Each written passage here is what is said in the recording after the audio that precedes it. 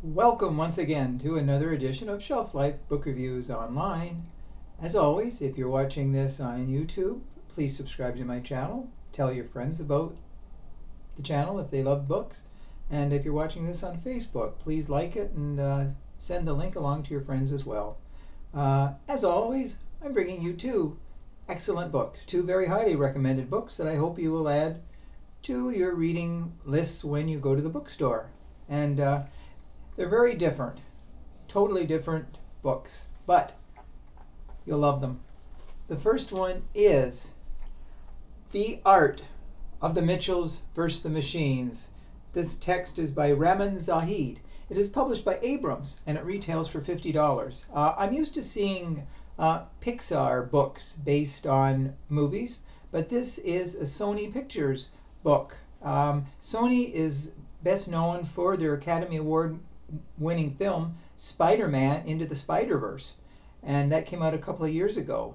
Now, The Mitchells vs. Machines is a very unique movie. If you haven't seen it yet, it's a great animated film, and it has the voices of such stars as Maya Rudolph, Chrissy Teigen, John Legend, Conan O'Brien, and many more famous people. The book revolves around the Mitchell family.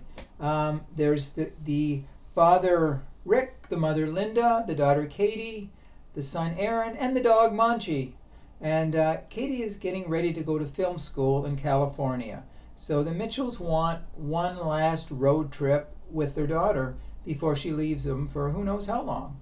So they start out, and in the meantime, there's a tech guru by the name of Mark Bowman, and he has robots, and one of his robots, PAL, seems outdated.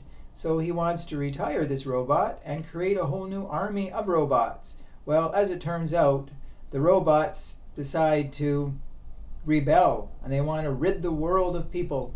So it turns into a very interesting confrontation as the Mitchells head along their way. They stop at a road stop, and then they find out the robots are attacking the world.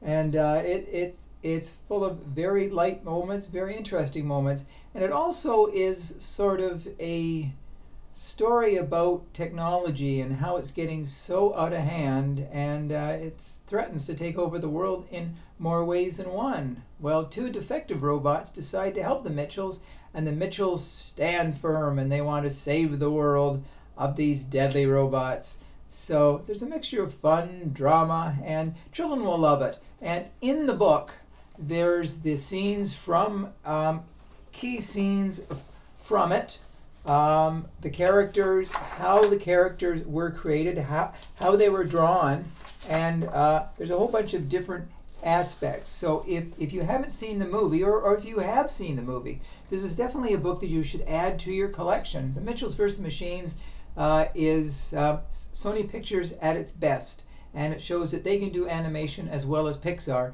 and this book certainly proves that. And the second book of note I would like to draw to your attention is Becoming Sugar Free: How to Break Up with Inflammatory Sugars and Embrace a Naturally Sweet Life. This is written by Julie Daniluk, registered health nurse, and it is published by Penguin Canada, and it retails for $35. There are more books than ever before about better health, better eating, and recipes that have less salt, less fat, and less sugar. And this book looks at the dangers of sugar.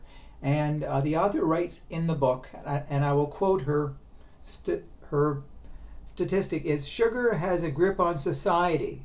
It is estimated that Canadians eat 26 teaspoons of sugar per day, which translates into 88 pounds of sugar per year. The World Health Organization recommends that women eat 6 teaspoons per day, and men eat less than 9 teaspoons of sugar per day because of its negative impact on health. The author in the book talks about alternatives to sugar. Now, there's so many kinds of sugar. Sugar is everywhere. It's in everything we eat, whether it's cereals, ice cream, bread. There's sugar pretty well in everything. And the author tells us how to break the bonds of sugar so we can sort of shirk sugar and get into a more sugar-free and natural world of sweeteners.